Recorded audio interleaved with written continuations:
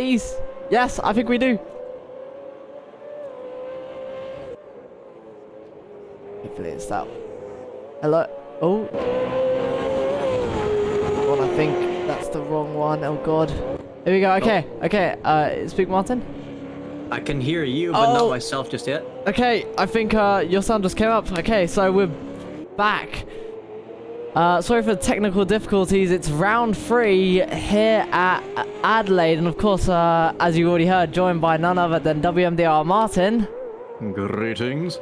And yeah, starting off at the well, we would start at the 15-minute mark, but now starting off the 12-minute mark. Everyone currently, I believe, on their outlaps, and quite an interesting scenario we've got tonight, as the starting conditions for this qualifying aren't the normal ones where it's rubbered in. Instead, we've got a green conditions for tonight's qualifying, meaning the rubber's gonna basically not be there at all from the start, and we might see it get a bit better towards the end of qualifying, as people are now starting to set in their times. A lot of drivers actually very close to each other, as we see the provisional pole lap time of Matt with a 1:18.243, and Alt McKay's with in second place with a 1:18.35, so only a tenth separating these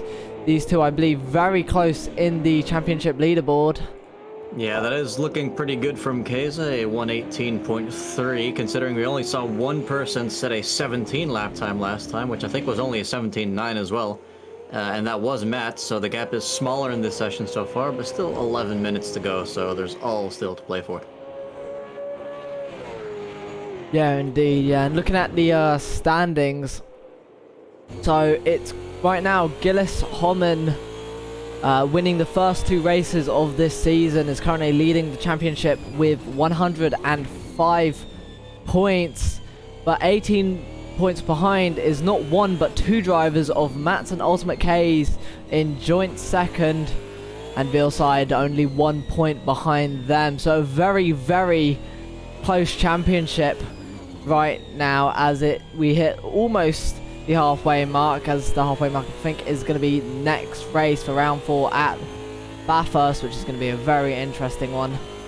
But looking at the team standings, it's VR46 Racing Crew, which are both Matt's and Veilside, absolutely decimating the field. 50 points, well 51 points ahead of the closest team behind them, which is Harry Hooters Hubbies. Quite an interesting name indeed, which I believe involves Ultimate K's and, if I'm not mistaken, Exus, and a couple points, well I say a couple, 12 points behind them is Team Tree Hugger, which consists of Gillis Homan and Ticklish Picklewickle. Once again, one of my favourite names, as we see. I believe that is either Escher or Cuckoo letting by Matt. And yeah, this is Ticklish definitely with one of the more iconic names out there. Unfortunately, still P18 though, so he's still finding his bearings around this track. About half a minute behind the provisional pole time of 18.2. Something I do have to mention about this track compared to all the other tracks that we've had so far is that this one, compared to the others at least, there aren't as many long corners. I think this one that we're passing through is probably the longest of the corners, except for going into the second last corner. It is a pretty challenging one, and I think we may see some racing incidents happen there, because you don't really go side by side into that section. Indeed. And looking at the prediction for is there going to be a safety car tonight, it's 4,140 to 300. I don't think we've ever had that much bets on a safety car before, have we? Yeah, exactly. And I've got to say, that is incredible. That, I mean, there aren't going to be 2 races tonight. It is one hour race. Ooh, hold on, Nismo. We've just got a 1:17.6 by Mats, which puts him at 7/10 ahead of P2 again. Whoa, that is a proper stonking lap so far. Yeah, I mean, that's only one person within a second of him, too. You got Svi, Richie, Gillish, they're all over a second, and Gillish even 1.7 seconds off of pole. That is a ridiculous margin in these cars. Yeah, indeed it is, especially around, I mean, with a circuit as complicated as this, there could be little way, oh, Max brushes the wall and then whacks the other one. Do want to mention, though, Eddie's put it into P3 with a time that's nearly identical to that of K's, so that's pretty good performance from him. Gillish is massively underperforming, though, because he's practically at the same pace as Xevious, and they're normally nowhere near each other on track. Yeah, very interesting to see that the person who won both of the first races is very much not even in the top 5, but we know that at least from his last qualifying, how good is it? Just look at that pit lane exit. Everyone having to slam on the brakes to just not get in the way. Yeah, exactly. I mean, yeah, I don't want to be getting away and getting potential penalties on qualifying. And also, of course, it's always a good sportsmanship to let a quicker driver go by, especially when they're on their hot lap. Absolutely. As Keza improves in the first sector by just shy of 2/10, which would not really put him into any kind of position to improve on his current grid slot, but if he can find a bit more in sectors 2 and 3, there's still a fighting chance.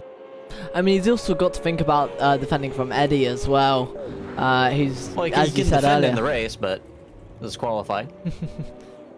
But I mean, time-wise, Eddie is very close. I mean, if Eddie gets any time, even a small margin, he's going to lose that P2. So he's going to... Oh, absolutely. I mean, it's barely a couple of milliseconds, and Keza's already starting to lose time again. Very, very unfortunate Sector 2 for Ultimate Case. As you mentioned about Eddie, though, I mean, just a couple of milliseconds like that, you need maybe like one whiff of a slipstream for maybe 10 meters or so, and that's probably already gained you like 3 milliseconds or so. So that can that kind of gap can easily be bridged. But Keza not improving on that occasion. We'll put the camera on Eddie, who also doesn't improve, but I think he's only just came out of the pits, so this is going to be his first push lap for these final 5 minutes. Yeah. Oh no, he is in the pits. Oh, and into the barrier as well. I think that counts as a light commentator's curse, because I said that's going to be his first push lap, and then he's instantly in the pits. So we can add that one to the counter. Yeah, I will add that in. To be honest, I'll add it now. We haven't even started the race yet, and we've already got one. How? I mean, that makes it 13, which is yeah.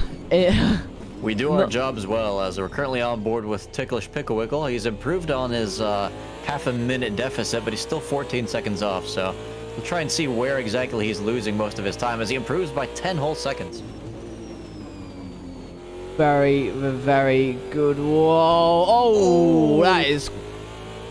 Yeah, I think his car kind of got grabbed by the curb there, but he keeps on pushing on, so maybe that was desync, or he's just deciding to keep on driving with damage. I mean, I'm sure there's still some time to be gained. The way his car bounced off it there, I think that could have, in fact, I think you might be right, that could have actually been a bit of desync there. Oh, he's not agreeing with those curbs, though. They've really ruined his exit. Oh, and again. Yeah, these are very, very short straights leading to these practically 90-degree corners, and the curbs are really, really high, so you do not want to overshoot these kinds of corners. Yes, yeah, Ticklish letting those drivers on faster laps past them as well. Oh, Gillish now in the top 4, but barely within 1 second of pole. Yeah, getting very, very close between second, third, and fourth, fifth. And, well, Cuckoo and Svi actually almost getting identical times as well. Oh! Did he whack the wall for you as well, or was that just me?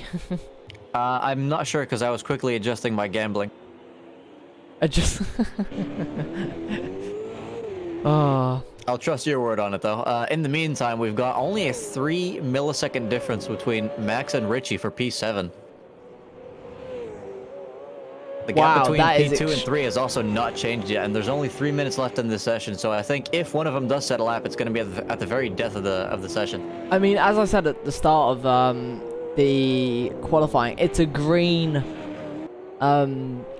track, so the rubber's going to be constantly being put down. But oh, proper slide, and Gillis having to abort his lap there. Yeah, I wouldn't be surprised if that would pop a tire in real life, because he absolutely whacked the crap out of that curb. He has improved on the previous attempt, though. He's only 8 tenths away from pole now, and he was 9 when we first noticed him within a second. But yeah, those close gaps, they don't seem to be changing yet. 2 minutes and 25 seconds left. I think we're going to be seeing the final runs coming soon. Yeah, indeed. I think these are probably going to be people's second last runs, and as soon as it passes that 120 mark, we're definitely going to start to see those final runs come in. I've just got to wonder, though, where on earth is Matt's gaining 7 tenths of a second? Because we're seeing very marginal improvements of people finding half a tenth, maybe a full tenth, and he's just out there 3/4 of a second faster than anyone else. I mean, he could either be just taking a completely different line in one sector and maybe gaining a lot of time, but he's got to be gaining time in, lots of sectors, as Keza not helping his cause there. Yeah, I mean, he could have just found a couple corners, a couple curves where he's just able to hook that car up. I mean, I know there are some curbs on this track where if you get your wheel within the curb itself, you actually, I think, can hook your car a bit. Ooh, that sounds like a risky strategy, but I do like it. And we are going to see where he's gaining that time at the end of the session when we get to see the sector time. So I'm looking forward to that. I hope they don't press ready too quickly. Yeah, indeed. Kay's is still in the pits, though, so that's going to be qualifying over for him. He is out of qualifying. P2 is the highest he's going to get. Matt's coming in as well, not improving any further on that lap time. Eddie is the next best driver. Gillish into the pits as well. Is Eddie going to bring it into P2 potentially? Across the line. No. I think that was his out lap. That was a warm-up lap, yeah. So he's got one shot to get that P2. And he may have traffic in his way as well. Board with Eddie. Hard into this 90-degree round corner. Clipping the curb. And on the outside. Oh! I think that's a very slow Fennec. Look how quickly he's approaching this other person. You're not entirely sure who, but everyone's going to be on lap. They let him through, so they've sacrificed their own lap. Eddie's going to be pretty happy about that. Now I think he's going to be good for the rest of it. Yeah, getting an amazing run onto this back straight here. Not losing the rear end, keeping the car absolutely as stable as it can be through this fast round corner where I believe I've seen people step on the brakes. Ooh. A bit of whack into the wall. Hopefully that doesn't compromise his lap too much. Now into the sharp hairpin, and we know how bad it can be for some controller drivers. Yeah, that looks sluggish, but he's practically on par with his lap. If he can just find 1 single tenth in this final sector, he's got it. He needs to push coming into this final sector, into the penultimate corner. Now into the final one. Can he do it around? Oh, I think he's touched too much grass. To wait and see though as he approaches the line. He has not improved, so I think he might have touched a tiny bit of grass on the outside of that final corner, because that rotation looked pretty sluggish, but he kept on pushing until the end, which is what we love to see. Cuckoo though still driving in P6. See if they can improve any on that position. Only 1 tenth behind Jedlin in 5th. Go across the line. They do not improve as well. Svi though also finishing his lap. Might be the final driver actually. Oh, P2!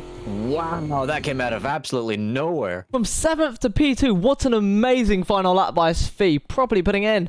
Let's have a look at the time. So it's Matt. Sector 2, that's where it is. Wow, that is an incredible. The only driver with a 30 inside the 30s in sector 2. He's still faster than most people in the 1st and 3rd sector as well. But sector 2 is where he gains a half a second on practically anyone else. Yeah, so Matt's qualifying in that front row position.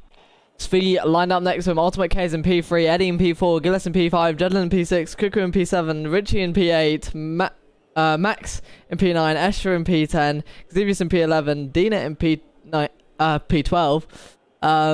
Trix at P13, Exus in P14, Fennec in P15, Zamrock in P16, Trouble in P17, TP No Control in P18, Chad in P19, Ellie in P20, and Ticklish Picklewickle finished the grid in P21. So it looks like Ticklish still not quite able to get the most out of his car in that session. Ellie suffering from lag spikes apparently, so this is going to be a tough event for them. Svi though, what a result. That is something I was not expecting. Yeah, indeed. I think probably one of his best qualifyings by far this season. And then some other things I quickly want to touch on as well. Mr. Consistent Fennec, only P15. He's got a lot of work to do this race. yeah. I mean, we've seen him consistently in the last couple rounds get in basically the top 10 every single race except for the first official one. But he's been consistently in that top 10, and he even has a P3 under his belt. And to see him this far down, it's going to be a very interesting race for him. And another thing I'm looking out for is Gillish, all the way down in P5. Typically one of the fastest drivers, does not appear to have the pace tonight. So is he going to be aggressive on the first lap as usual, or is he just going to struggle to get by people? I mean, he's got the likes of Eddie, Ultimate Hayes, Svi, and Matt ahead of him. I mean, we've seen him battle with some of these drivers before, most essentially Ultimate Hayes and Matt. So as we head on to the formation lap, but whether he might have to take a different approach when it comes to Eddie and Svi, we'll see as we see all these drivers pass the our camera here, going single file at 80 kph. I think the chance of a safety car would have been significantly higher with a standing start there. Yeah, I completely agree. I mean, that first corner, I think people are going to have to try and very much get into single file straight away, because it's a little kink to the left and a little move to the right, and then it's a very hard braking zone into turn 3. So yeah, it's going to be very, very interesting to see who's gonna fly off into turn 1, because I guarantee I will be very much surprised if I don't see someone off the circuit. Yeah, it's absolutely not one of the most overtaking friendly spots in racing, and I'd say it gives Ulsterschleben turn 1 a run for its money. Yeah, I'd say it gives Monza turn 1 for a little bit of its money.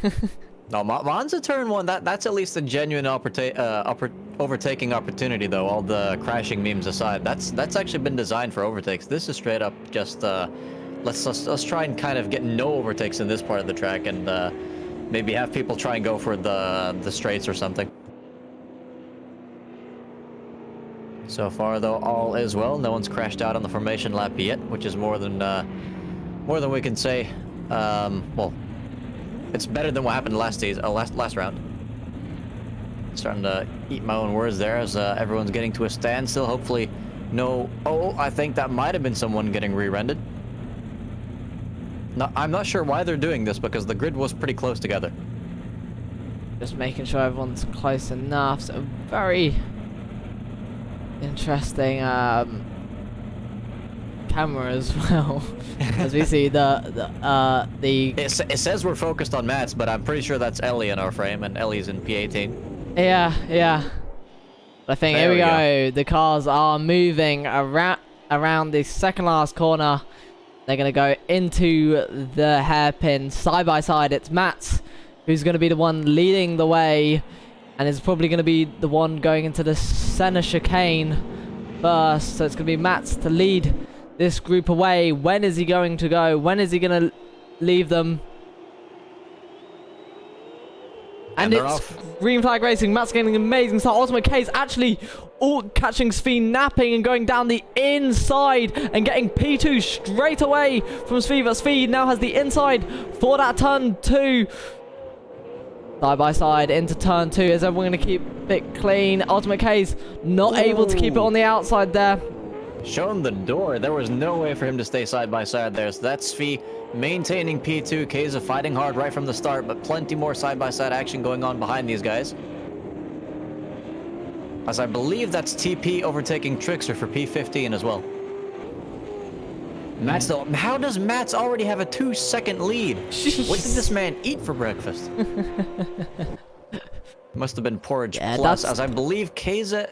Oh no, that's actually Jedlin and Gillish getting into an altercation, and Eddie is involved too. Eddie down the inside and trying down the inside of Jedlin as well, almost getting his nose cut off there, but able to put it down the inside of Gillis, but Gillis getting him back on the exit there as they head into the next final corners and into the Mistral hairpin. As it seems like most people have kept it clean so far. There's no one lagging back at the very tail end of the grid, so everyone's still in nice racing groups. Although I say that, Mats has now a 2.5-second lead. That's not petrol in his car, it's jet fuel. I promise. Yeah, Jesus, what an amazing start by Mats. Absolutely so far decimating the field. Yeah, and Keza clearly showing that he's got no intention of giving up on that P2 position. Hounding Svi for that spot. He does not want to let Mats get away this easily. And I believe, yeah, Jedlin's still holding on to P4 as well. So really, really good start to the race from him. We'll see if he can bring it home. I hope he can. Still further down the field, people battling. All these cameras are so zoomed in. I'm going to get... I mean, it's like there's only one car on track every time you switch camera. Yeah, Fennec getting very close to the back of that wall. Oh, plenty of people touching it. Fennec trying down the inside. Did something happen to Eddie? Where's Eddie at? Eddie. Oh no, Eddie's at the back of the grid. Oh, and there's some cars. I think he might have hit Escher, but yeah, something happened to Eddie. His car doesn't look too damaged, but I saw some movement up in that front of the field fight, and suddenly he's way at the back, so that's cost him dearly. Yeah, indeed, he was one of the top runners qualifying P4, if I'm not mistaken. Now he's in P20, so not a good first run, but he's still got another 44 laps to make his way back up the field. Yeah, so definitely got time, and hopefully not going to get too frustrated, because I'm sure as soon as you overstep the boundaries on this track, you are going to meet Barrier. The one and only, as the fight for P2 still going on. K is really slamming into those curbs, and it looks like, yeah, Jedlin not quite hanging on to this fight, but still within sight. So if these guys have even like a spin or a half spin, that's going to be a position lost for them, as that's Ticklish overtaking Ellie now. Yeah, through into... Oh, is that Ellie off the track? Where has Ellie gone? Oh, they're there. But it looks like they're going to be going too wide into turn 9. Whoa, just getting into single file as they head onto the Brabham Straight. But now that's I wonder... double overtake for Eddie. He's up into P16 again. Ooh, Ellie trying a little bit of a look down the inside, but Ticklish not letting them. Quickly gonna check again on these guys, because Keza's still not willing to give up, or that might just be a sign that Svi's lap was maybe more representative of his qualifying pace, though he's still doing pretty well, not giving Keza any openings.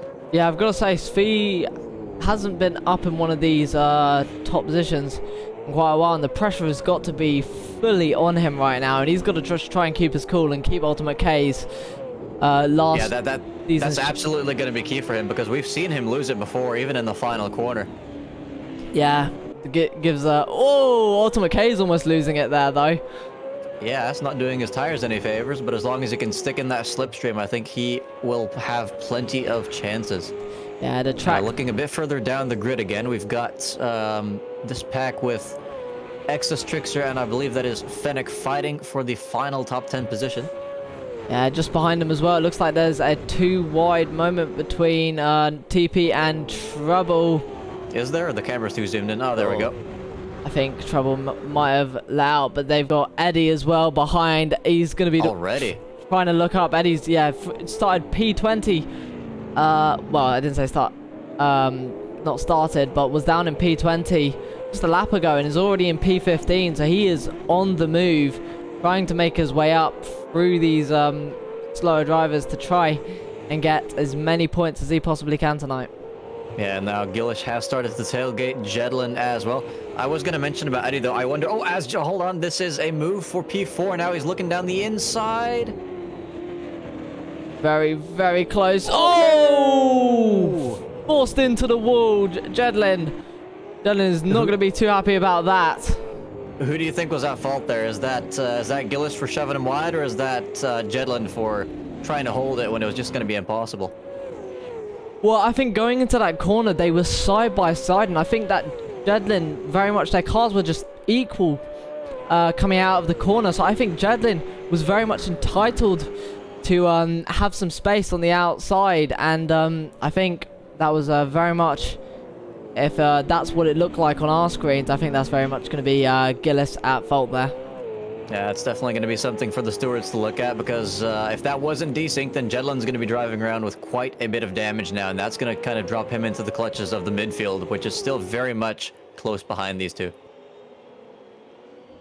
So, as we head on to, I believe, lap 7, at least Hold on, Mats I just want to is... say, Mats is now 7 seconds ahead of P2, and we're only on lap 6. Lap 5, actually. The formation lap doesn't count. So now we need to start taking bets of what are the chances that he laps the entire field.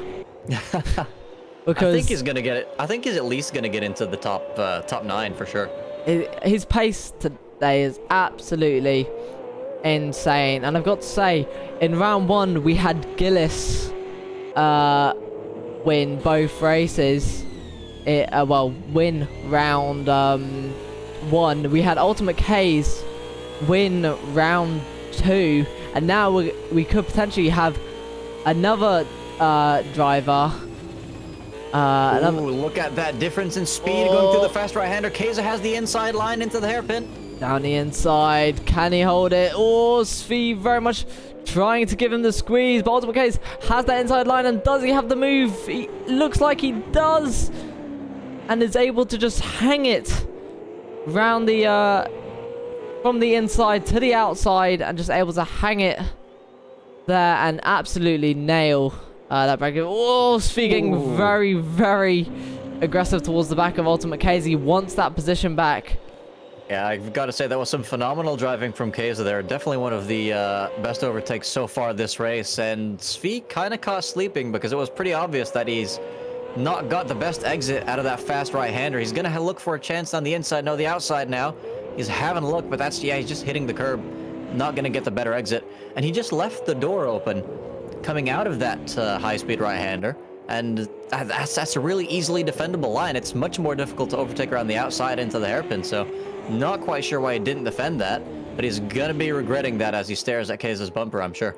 K's getting a little bit loosey-goosey there. That's going to be very much good for Svi as we head through once again the fastest corner on the track onto the Brabham Straight. Svi getting very close to the wall and very close to the back of Ultimate K's going into this hairpin. Yeah, just not enough for a lunge though, so he's not able to influence Keza's line at all yet. Definitely close enough to make Keza know that he is there and could send it up the inside into any other coming corner. But he's gonna have to be really, really close, because this track is not that forgiving when it comes to overshooting corners. He's having a little bit of lock-up, so maybe feeling the pressure, but getting very much a better exit out of that final corner. Well, there's this whole pack here as well, stretching from P5 all the way through to P9, so this is quite a few points on the line for this fight. I'm quickly going to go back to these guys as they're even closer. Case is not pulling away from Svi. Yeah, these two just absolutely matching each other's pace, it seems. So it's maybe one mistake will let each other pass, but not enough to get away. I'm thinking one thing as well might just be the benefit of slipstream, because there are this track has a lot of straights and a lot of 90-degree corners, so I'm sure slipstream is pretty important in a place like this. Yeah, I'm just thinking, you know, especially through that fast right-hand corner, people definitely going to be suffering from dirty air. Just want to point out as well, so far Eddie's recovered all the way up to P13 now. He's half a minute off the lead, so he's nowhere near the fight that he was earlier, but definitely gaining multiple positions. And that's Diener now getting overtaken by Max. Yeah, it looks like he potentially went wide or maybe left a bit too much space for Max. And that's going to be him dropped down to P9. Unfortunate for him. I think Exus is involved in a fight with Fennec as well. Fennec might have just taken that position, if I'm not mistaken. Yeah, it looked like a dive as well. And I think also, I think someone's spun after the hairpin. Who's about Oh, yeah, I see what you mean. Who is that? It's got to be someone just ahead of Diener, and Eddie's up to P11 now, so this is really, really tight. And going Let's into go on this board with Diener here. first corner. You get this corner right, you can very much set yourself up into that fourth corner. This is Ooh, very, very close to that tailpipe there. yeah, I must say that first 90-degree corner, I can't believe it's the fourth corner on the circuit, because those little left rights do count as 3 corners. Oh, not getting a good exit. Dina. Ooh, I think Ellie's gotten into an incident. They're all the way at the back of the grid now with quite a bit of distance between them and the next car. Back into this fight, though. It's not over yet between Diener, Eddie, X, and Fennec. And very much this midfield fight. Very, very close. Dina all up the back of Eddie. Yeah, maybe a midfield fight, but it most certainly isn't mid. It's possibly the worst pun I've said all season, but let's continue on. As we head into the final corner, is anyone going to make any mistakes? Because I think a mistake here is probably one of the worst places to make a mistake. Because it will just... I mean, AMS2 grass is... it's not grass, it's ice in green paint. I'll say that. Oh, Dina getting a good run. Getting very close. Oh, no. Look at his rears and losing the car and hitting the back of Eddie. Yeah, he's going to have to rejoin safely, so he's going to lose a lot of time here. Very, very unfortunate. And in probably one of the worst places to spin on probably the second fastest part of the track. And the thing is as well, when you're that close behind someone in a battle, you typically don't want to pick the exact same line going into the braking zone. You kind of want to go towards their outside or maybe even inside, because if you slightly outbrake yourself, the last thing you want to do is completely re-run the car ahead of you. And to avoid that, he kind of locked up the brakes, and when the brake balance isn't right for that, you do end up with a massive unfortunate spin. So that's Diener well and truly out of that fight. He's lost more than 10 seconds. So if he wants to fight any of these guys again, they're going to have to get into incidents of their own. Just looking a little further up the grid here, Richie Bugs is fighting Cuckoo for P5. Just behind them as well, Jedlin and Max, very much quite close to each other as well. So P5 versus P6 and P7 versus P8. But this battle here, the one further up the front and probably the closer of the two. And can Richie put the move on Cuckoo? Cuckoo doing a really good job so far. And just look at the amount of counter steer that they're getting in as well. These are just 90-degree corners, but it's a lot more complicated than it might seem in the off-board shots. Quickly going to double check on Max and Jedlin though, because Jedlin's just he's dropping like a stone, and that's a very late defensive move there. He's almost moved twice. Max actually having to lift off there. And I think Max making the move, undercutting him through that very fast corner. And very... Yeah, just looking at Jedlin's lap times, I don't think that car is gonna be finished anywhere near the top 7 at this rate. Yeah, I mean, it could be that potential damage that he received from that battle with Gillis earlier. Oh, absolutely. Meanwhile, at the back of the grid, there is a big fight for the wooden spoon. Is he missing an engine cover for you? Yes, he very much is. Wow, okay, so that could be very much some heavy damage for Zunrock. So Zunrock versus TP No Control. Oh, hold on, a little further up the grid, they're going side by side for P5 again. Yeah, Richie almost losing it in the place that his teammate lost it. Oh, I just punched my mic. But yeah, no, Richie very much onto the back of Cuckoo, has the pace to keep up with them, but doesn't seem to have the pace to stay to overtake them. Cuckoo as well is known for some absolutely amazing defending in the MSR League, and whether they can pull out another performance similar to what we're used to seeing them pull, this will be a very interesting battle indeed then. Yeah, also keep an eye out on the timing sheets with Exus and Eddie, because Eddie's definitely starting to get a bit more close to that bumper as we're coming into the final sector with this pair here. Plenty of overtaking opportunities in that sector, but once you start to get to those first two corners, it's going to take a while again. Cuckoo going semi-defensive, and Richie almost getting a better run, but just being blocked by Cuckoo, holding that apex. I just want to mention as well, ever since Keza has gotten into P2, he actually has started to pull away now. And he's only 11 seconds behind Mats, compared to Svi's 15. So it definitely seems like Keza's got the better pace out of the two, and Mats isn't going to pull away as far anymore. But yeah, that prediction of getting to lap P... what did I say again? P7, P9 or something? I think that still stands. We're only on lap 14 out of 48. Yeah, indeed. And yeah, I mean, Matt's doing 118.5s, Ultimate K's doing 119s, and Svi last lap did a 121. So Gillis, I think, is in fact going to be gaining on Svi, so we'll definitely have to look out for that battle for P3 later. Escher getting a switch back on Trouble here for P12. Down the inside, a very weird place to do it. There's another car involved. Who is that? That's Xevious.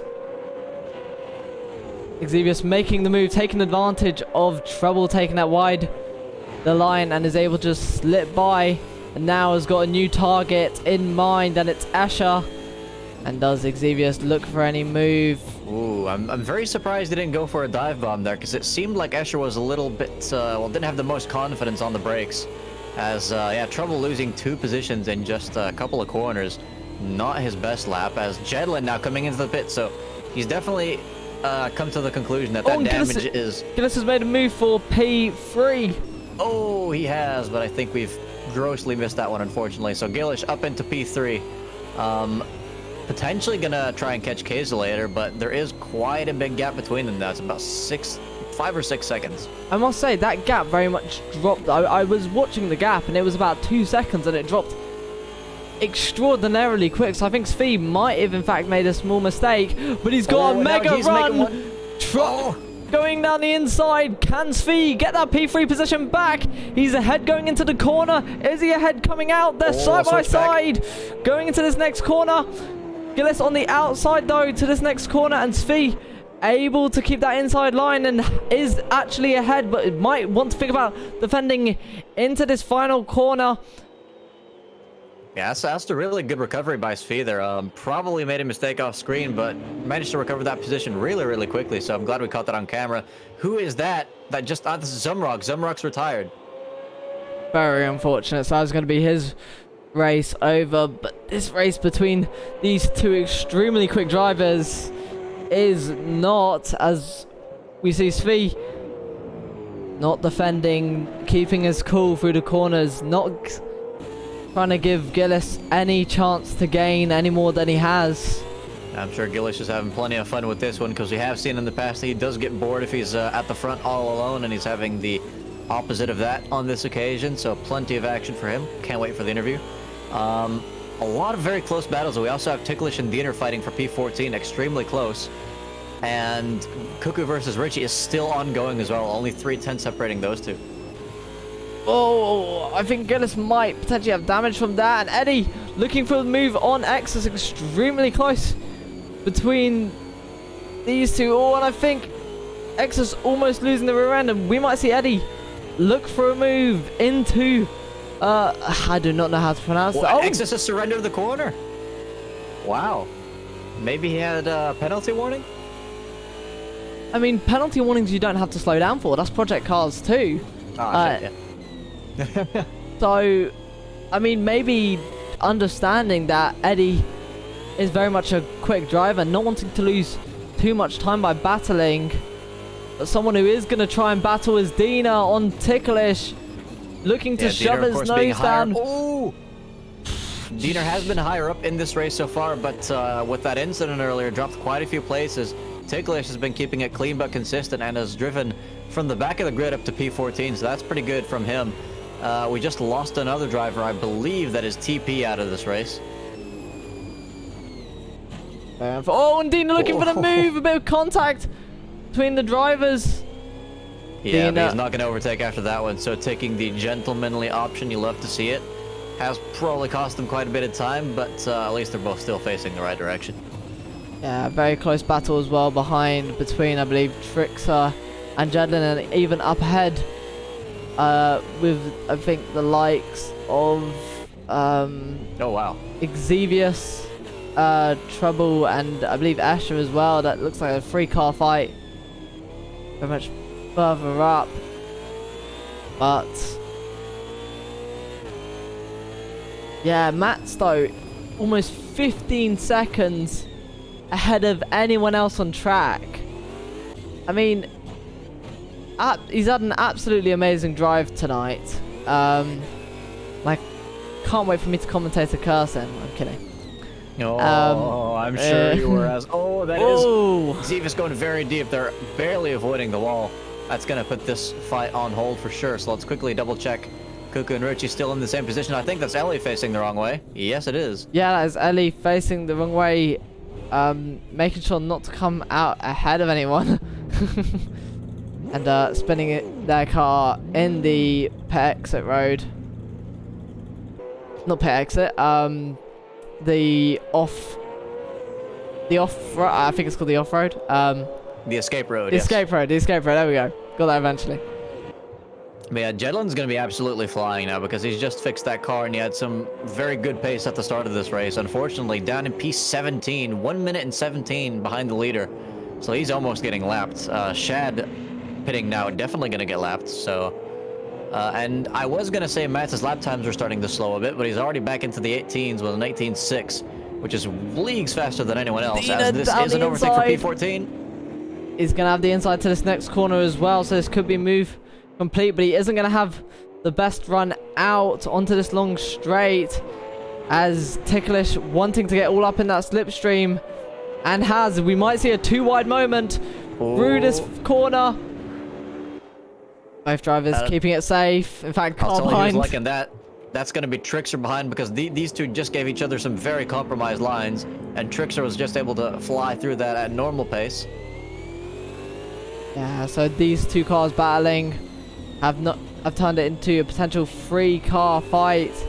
But I wonder now that Dina's passed Ticklish, whether he can potentially break away from him over these next couple laps. I've got to wonder what's going through Ticklish's mind right now, though, because he's just been overtaken by a car that has a giant sticker on it that says, "I pooped today." Yeah, I mean, illegal ballast technique. I called out weight reduction. Oh, as Eddie is looking for a move on Fennec. They're going too wide through the fastest corner. And Eddie almost looking for a switchback, but Fennec keeping the car in front of him. Do they look for a potential dive? They don't. They're extremely close onto the back of Fennec. Yeah, that is very surprising. The inside of that hairpin is not a very popular overtaking opportunity. It seems like people prefer to just stick behind others or maybe try around the outside and just wait for another chance. As he's coming into the final corner now, and he's got a bit of a better exit than Fennec. They're getting extremely close as we go through the center chicane. It's a left, right, left. Seems to be a lot more confident Eddie on those curbs than Fennec. Fennec playing it a bit safer. There's a puff of smoke there. Maybe someone's spun? No, it's just a lockup from whoever's ahead there. Ellie now into the pits as well. Also, hold on. Didn't, Oh, well, no, it's, yeah, Gillish still trying to catch Svi, but that's probably going to be a bit more difficult with whatever damage he might have collected earlier, so that fight's still ongoing as well. A bit of a slow burner, but it's not gone yet. And these two are just in perpetually the same spot. Richie's got to be immensely frustrated at this. Yeah, I mean, Cuckoo extremely good at defending, just placing it. And look at this again at the hairpin, choosing not to go for a move, just waiting it out. I mean, if you go for too much of a lunge, it could just end up compromising both your races and slowing you both down. Oh yeah, but I mean, just losing a second or a second and a half for an overtake, that's a pretty fair trade, I'd say, if you're faster in clean air. We're getting extremely close. Eddie very much a lot quicker through that final corner. But yeah, I think Eddie's losing time staying behind Fennec like this. yeah, he can't look for a move going through the center chicane. It's just impossible to. But does... Oh, he's going to look for the inside. No, switching to the outside again. Oh, very, very close to the bumper. Almost touching as they head into corner 5. Can Eddie gain at all? Definitely wants to.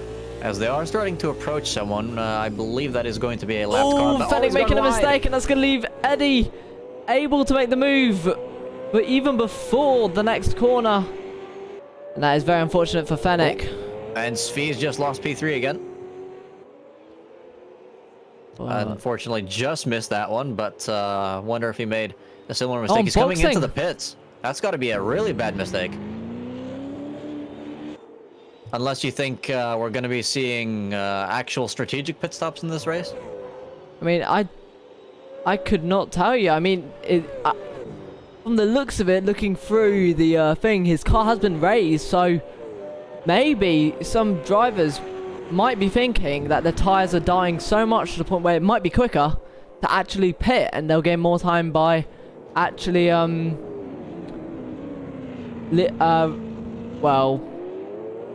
by pitting and getting fresh tyres. But he's come out just ahead of this battle between Fennec and Eddie. Oh, looks like Eddie's finally gone for it. Well, actually, no, he already had the overtake, so that's Fennec on the offensive again. Yeah, maybe Eddie making a mistake, but and someone spun round. I think that's a back marker. I think that might be Jedlin in the wall. Wait, is it? No, Jedlin's doing just fine. Who's Jedlin's teammate? Shad. So Shad having to reverse out of the way there. These two as inseparable as ever. Where was that fight again? Here we are.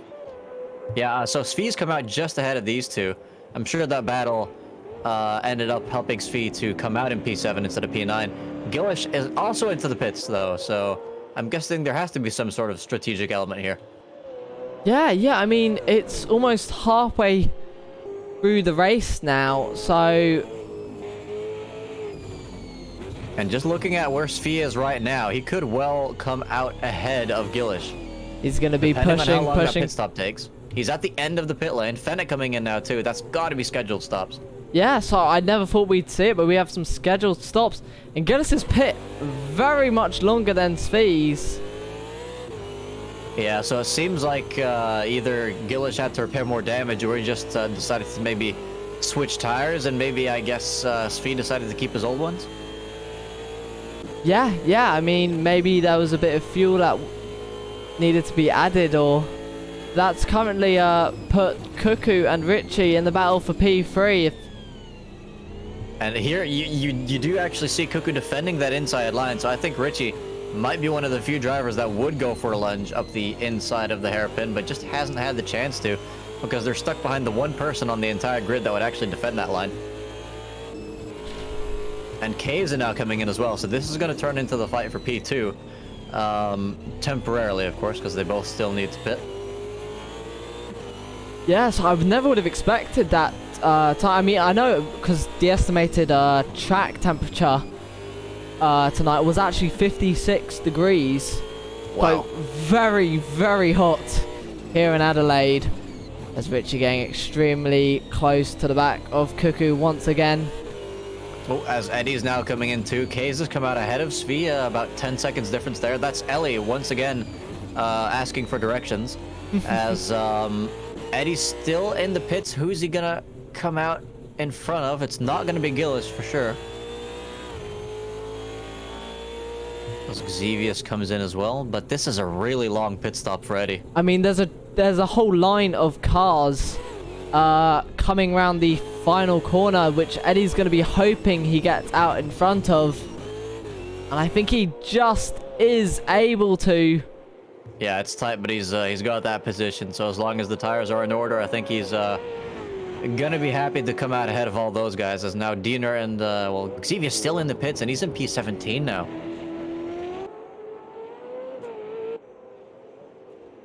Richie still deciding to stay out.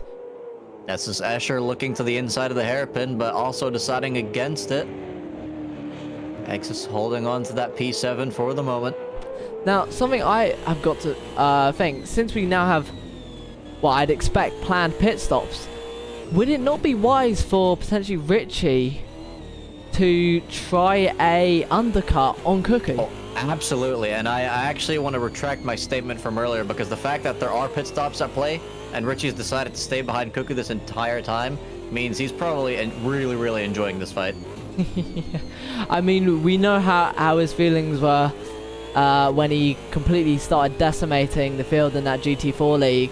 Yeah. And he said he wasn't having that much fun in P1, to be honest, and to have a nice close battle here in the track of Adelaide, as we see. Currently have Mats in the pit lane now. I wonder how many seconds ahead is he going to be in front of the other drivers.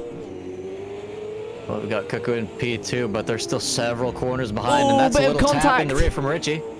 I think, did Richie spin? No. Richie just outbraked himself.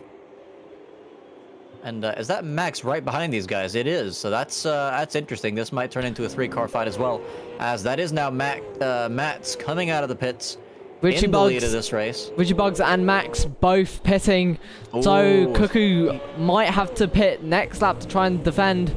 And I wonder, out of Richie Bugs or Max, who's going to come out in front? Does anyone have damage? Could that potentially ruin their pit stops? Yeah, I'm surprised he came in before Cuckoo, so that's going to have to force Cuckoo into the pits.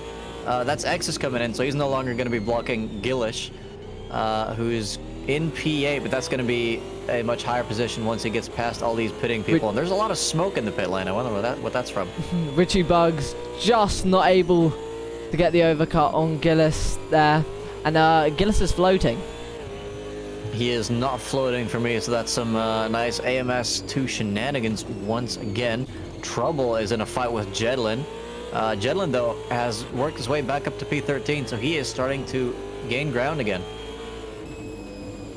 Yeah, so whether he can get back into that groove and back into that top 10, he will have. I thought I saw someone lose a position. By Exus having a quick pit stop onto the back of Fennec now. I think the only person who hasn't pitted so far is Cuckoo, currently in P2. Only 9 seconds behind Mats. Yeah, another interesting prospect is Richie Bugs is in quite the train of cars, so if Cuckoo pits this lap, they're going to come out in one heck of a storm, I think. Still not deciding to pit, though. I think, well, I mean, it's possible to do a 0 stop, but I think at this stage... that's Gillish going deep. It's an uncharacteristic mistake there, giving Richie Bugs the chance to sniff that P7. I just want to look at the lap times, though. Cuckoo setting a 119.7 on that occasion. Matt's with a 122. That's, I wonder if that's his, maybe his outlap or something. A 119? On one tires? A 119 from Cuckoo, but Matt's is only setting a 122. He's only... oh, no, something must have... Wait. No, that has to be an outlap, because he's about to finish this one, and I was about to say that 10-second gap makes no sense, but he's already pitted, so... Yeah, so Mats came out ahead. He pitted and didn't lose any position, so... Yeah, I mean, it shows how much of an insane drive he's got. Yeah, 118.9. Yeah. But yeah, Cuckoo, though, doing a 119.7 on their last lap. Well, they're in the pits now, though. I was going to say it might be beneficial to stay out, because looking at the lap times that these guys are setting, Max with a 123, 121 behind, and the rest are stuck behind them, it might have been better to stay out, but Cuckoo's going to be right in the middle of this, I think. Richardo absolutely on the back of Gillis Homan in this train of 4 cars. It's going to be real tight. Although, I think they might... Yeah, Cook is going to come out ahead of these guys. Yeah, so every single one of them. So staying out was definitely the better option. massively overcutting them. A great strategy call there from Cuckoo. And finally enough, their teammate in P6 is the one who is keeping behind P7 and P8. So maybe there was some team tactics going, come on, just defend a bit harder, defend like a lion so we can potentially get into a higher spot. Yeah, it's definitely going well for them so far, and I'm sure that Richie does not mind the current situation one bit because he's just found 3 extra sparring partners. Yeah. Richie still trying to tag onto the back of Gillis. Jedlin not driving away from trouble though, so maybe he's made a mistake on that last lap because that was only a 122.9. Yeah, and well, yeah, maybe could be already worn tires. As I think there's a bit of smoke in the wall. I think that was Max potentially having contact with the wall. Hopefully not too damage inducing for his car. Oh, Richie almost losing the back. Oh no, so him into the back, and that's Gillis has lost his rear wing around the final corner. I think that's pretty much the exact same crash that happened between Mansell and Senna before in that one. So that's pretty historic reenactment, but not the kind that you'd want to see in these kinds of races. That is going to be absolutely... Has that taken Gillis's wing off? That's taken Gillis's rear wing off. Well, we'll see how he handles. I mean, if he's actually lost his wing, that should be costing him a lot of lap time. We'll see if he comes in or not, because I don't think he's going to do the second half of this race with no wing. He has become a sedan. Yeah, I mean... It's definitely the battle of sedan here, as Trouble still trying to get past Jedlin. Seems to potentially get a better exit, and is indeed extremely close. Also, thanks for joining us, F-Holes. It's definitely been a pretty good race so far. What a name, though. Yeah.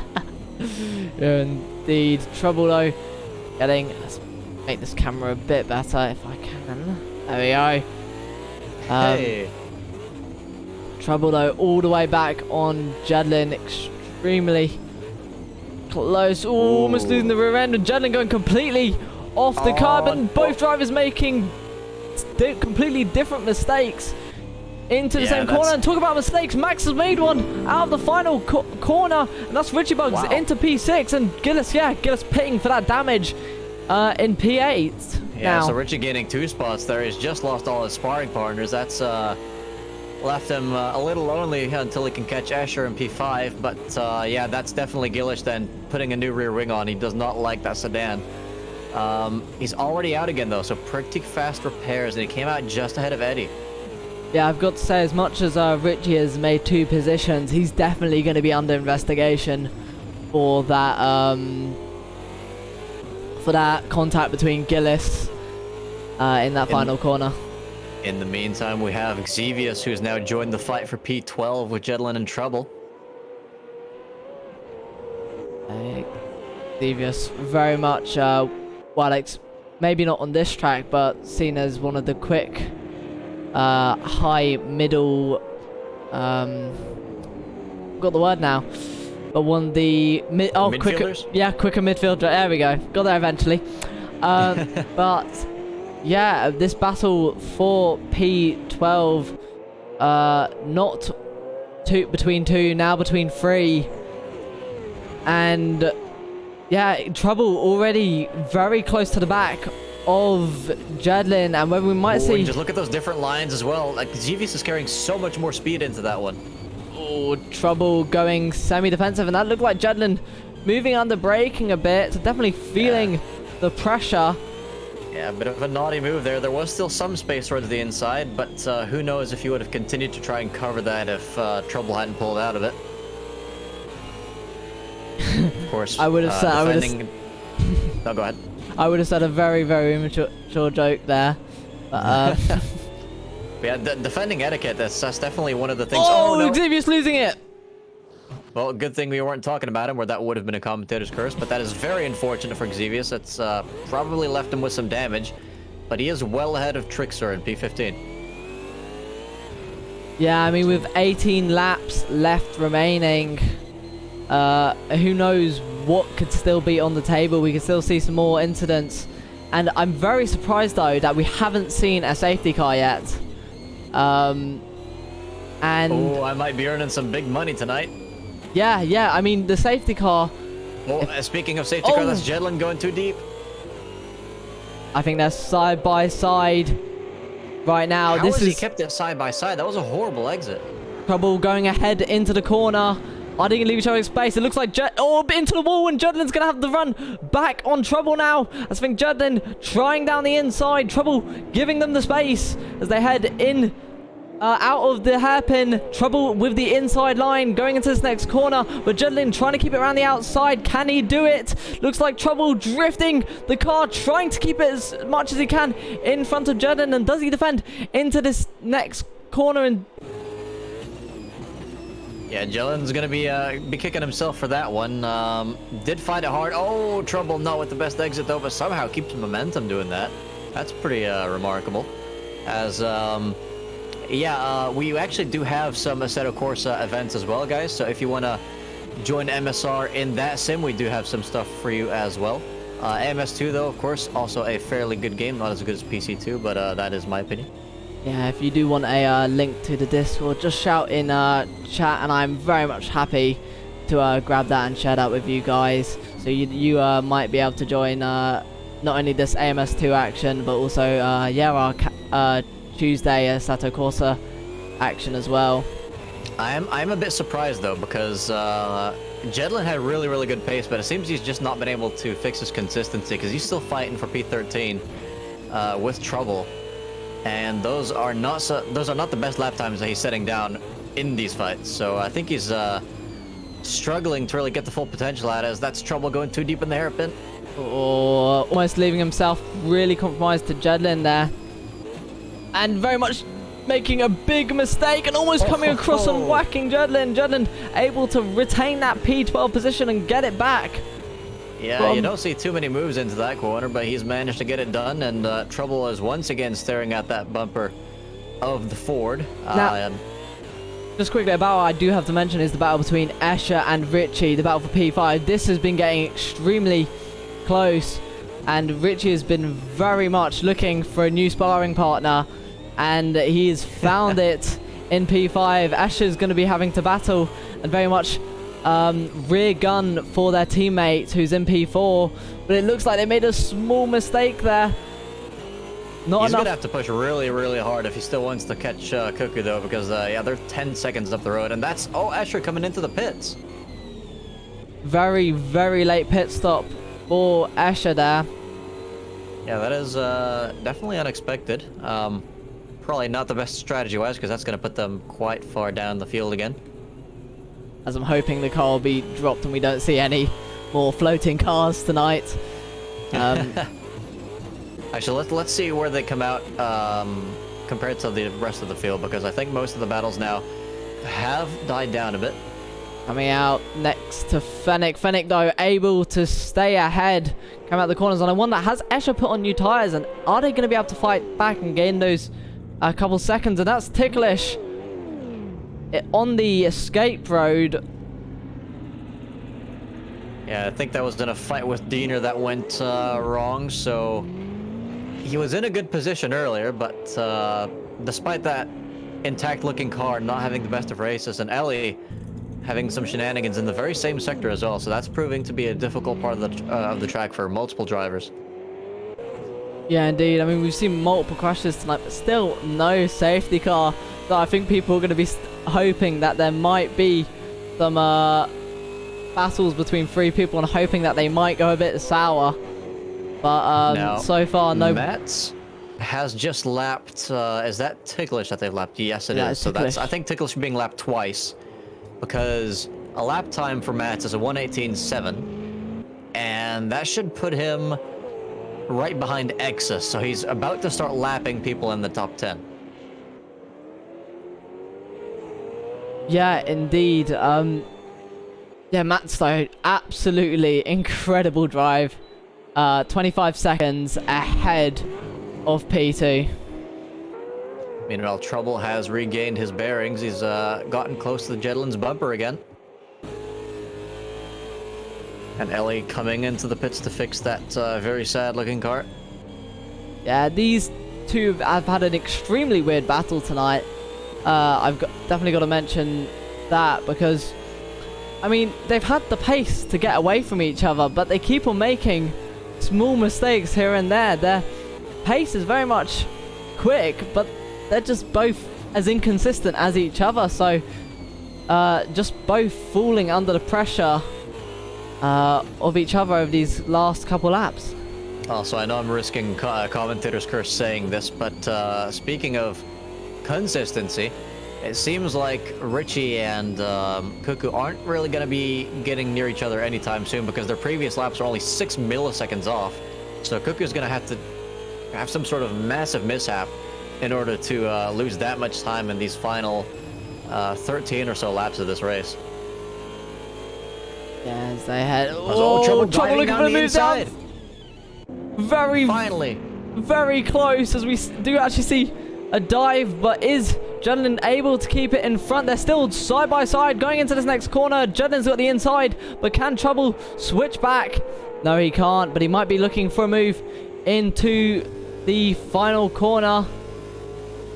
Yeah, had the right mentality going for that inside line dive bomb, but might not have been greedy enough on the apex and giving Jedlin just enough room to get a better exit out of that corner and stay ahead in the final sector.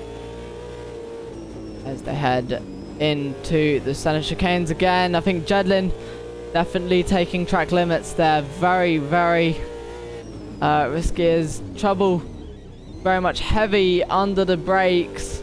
Almost sounded like he almost lost the car there from the engine noise. Just gaining and gaining.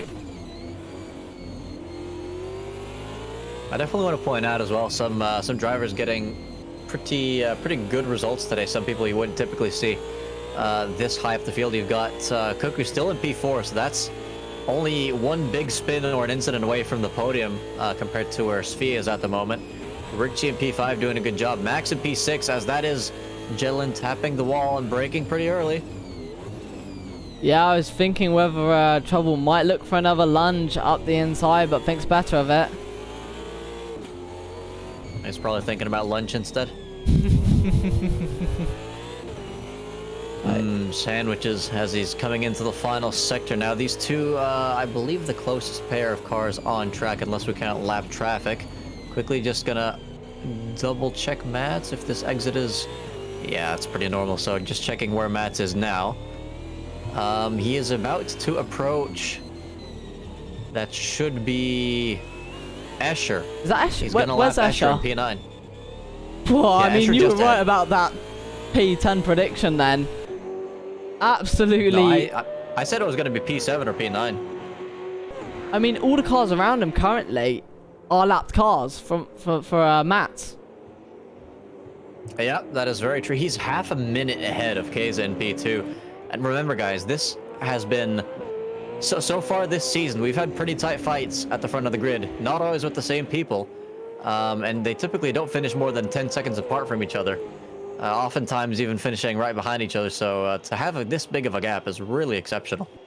Yeah, I mean, the standard of drivers in this league is... It's incredibly high, and to see someone get that far, it's mind-boggling. Absolutely mind-boggling. Oh, and Fennec now having a really late pit stop. So unless 2 stops are the norm in this race, which I think might be a bit unlikely, that is not going to be a very good result for Fennec. I do wonder, is he going to get out ahead of his teammate, though? He's leaving his pit as we speak, but I think he's not going to be able to get ahead as his teammate passes him. Yeah, just too slow to get past those guys. Xavia's not too far behind, though, so despite his incident, he's actually been catching these guys again. I mean, these both Trouble and Jedlin have been fighting absolutely like mad dogs tonight. Both making very big mistakes in order to try and both defend and attack each other. Meanwhile, Ticklish is starting to approach Diener again, so Diener not having the best race pace at the moment. And Cuckoo is only 4 seconds behind Svi. Could there be a surprise podium in this one for Svi, who's currently going faster than Richie in P5? Yeah, I mean, Cuckoo normally gets, their current best finish is, in fact, a P4 that was in the first race of the season. So if they can get another P4 this season, that'll be great. But if they can get a podium in P3, that'll be amazing for them. Yeah, I hope we haven't cursed that one, though, because that would be really unfortunate. We have just lost the driver. Not sure who. Oh, and Jedlin spinning! And that's also left Trouble compromised to his teammate. They're going to be going side by side into center. Chicane and Exevious as well. I think Trouble's giving that one up. Yeah, he's just giving him the position. They're not fighting that into turn one. Not risking coming together as teammates. And that's given Exevious a position over Jedlin as well, so that's a free overtake for him. This fight is far, far, far from over. Yeah, I mean, it's been incredibly tight this evening between drivers. And Ticklish has, in fact, now gotten past Diener for P15, but yeah, I really want to know who we just lost, because it was not one of the back markers. It was a midfielder, I think. Well, hopefully that isn't a disconnection issue or maybe a Wi-Fi problem. If that is, that is very unfortunate. Oh, that's a car, and that's a rear wing gone. That's Jedlin. I believe that is Jedlin's rear wing has, in fact, disappeared from his car. And I believe the person we've actually lost might be Exa, so that's Kaze's teammate out of this race. That is very, very unfortunate for the Hairy Hooters. I just saw Kaze lapping him, then I looked for Exus in the timings, and he's just not there. So I think we just lost Exus, so that's unfortunate for them in the team standings especially. And now look at Exevious already eyeballing that P11 of Trouble. Yeah, incredibly close, going for a different line that doesn't actually serve him the greatest coming out the corner. Now let's go on board with Kaze, because he's about to lap this entire group of fighting cars. Yeah, there's a lot of people on track right there. I mean, Kaze has just done a 12-hour endurance race, so he knows a lot about lapping back cars, but these are fighting each other, so they're not going to be very much paying attention too much to him, and they're very much going to be... This is a fight for P10 as well, so this is top 10 bragging rights. As I believe that is the likes of Dina letting that whole pack by as we're watching this battle very much unfold. Is that... Yeah, and yeah, Exevious with taking some interesting lines there. My question is when would Exevious want to let Ultimate K's by? After the final corner, 100%. Because there is actually some strategy into letting them, because... Oh, yeah, and I think he has just lifting off a bit. And I think now Exevious is going to try and use Ultimate K's to essentially push a hole through, so that when Ultimate K's overlaps Trouble, Exevious might be able to slip through to steal that P11 away from him. Could be a sneaky tactic indeed, as Kaze is still stuck behind Trouble. And it is tough to let people through in this section of the track, but definitely don't want to be costing the leaders too much time. Indeed, as I think Trouble letting him go. Well, this is on a high-speed section of track, so this is really advantageous for Exevious. Yeah, Exevious is gaining and gaining and gaining. Will he look? Oh, he whacks into the wall a bit, but he's a lot closer than usual, and he looks for the lunge down the inside, potentially. Has he got the move done? Oh my god, he has! Wow. I honestly kind of think that was more of a necessity lunge than an actual attempted overtake, because he was quite late on the brakes. And I think he wanted to avoid hitting Trouble, and then Trouble just gave him all the space he needed on the inside, and that was the overtake done and dusted, because he didn't quite succeed with the switchback, as that bumper is massively... Oh, and he's made a mistake! That's twice in the same corner. Xevious has got to straighten out his line in that one. That's costing him absolute boatloads of time, so he's back down to P12. Lots of overtaking progress, completely nullified, and he's now 12 seconds behind Trouble. After one spin, that was incredibly costly. And Svi's in P3. Wait, no, Svi's still in P3, but only 2 seconds ahead of Cuckoo. This is getting closer and closer. Just 5 laps left to go in this race. Yeah, as these laps count down, so does the timer for Svi to defend that P3 position.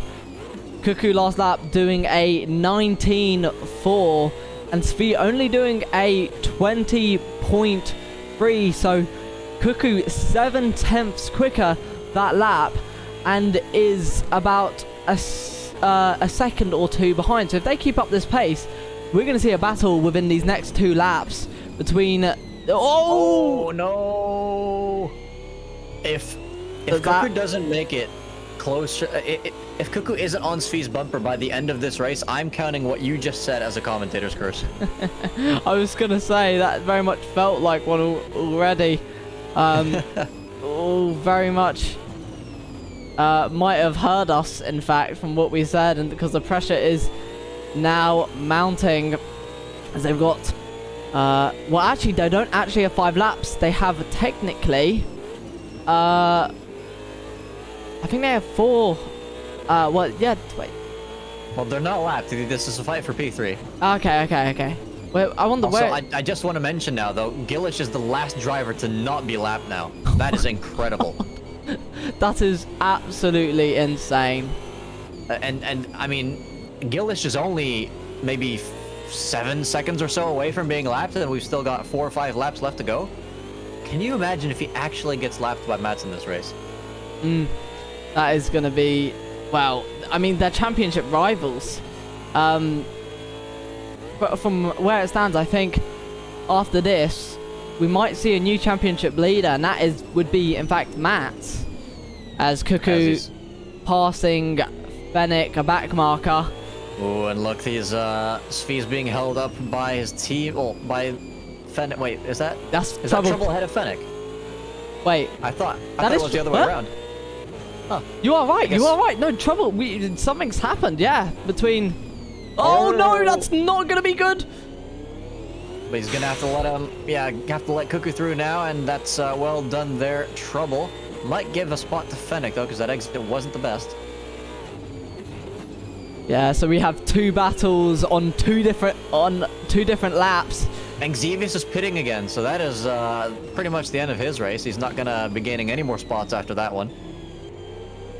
Yeah, Cuckoo though, less than 5/10ths now behind Svi. So we're definitely going to be seeing this battle over this next couple laps unfold, and whether Svi's going to crack under the pressure and going to be able to defend over these next few laps, it's all to be seen. Now you can press the red button on your control. I'm kidding. If you're a Sky Q or Sky Glass customer. But yeah, this is absolutely amazing. I mean, we saw Cuckoo originally was defending from Richie for that P4 position, but now is the one on the offensive for that P3 as they head round the final corner 16. The 2 closest fights on track right behind each other. This is good stuff. And Ellie once again in the pits, 7 minutes behind the lead now according to the timing sheet. So hats off to, no, it is 6 minutes. It's been jumping all over the place. Oh, into Wakefield. Oh, Cuckoo's made a mistake. And that's going to be the end of their challenge for P3. That is heartbreaking. I mean, it looked like Svi was very much drifting it and holding it originally. And I think Cuckoo saw that and very much locked their own brakes, forcing a mistake. That is very unfortunate for Cuckoo. Could have got that P3 position. That was completely on Cuckoo, though. I think they just, I mean, they might have kind of followed Svi into a mistake, but that's completely just outbraking yourself and maybe overestimating the rear end there. And that's not the only driver we've seen do it in that corner. Just very unfortunate to have that happen to you when you're fighting for P3 at the end of the race. Yeah, no team orders this time between Trouble and Fennec. Trouble very much was defending that position. So this battle for P10 between two teammates is going to be, well, to the end is very much the closest battle as we head into the Mistral hairpin. Trouble's gone a bit wide, and does that allow Fennec to get a better run? It doesn't seem. I think Trouble, much as taking that wider line, is able to get a better run as we head into the center. Hold on. There's a massive fight for P5 all of a sudden. Max, Gillish, and Richie all fighting for that same position. All happening Where did this battle come from? in these last couple laps. Oh, Gillis is gone!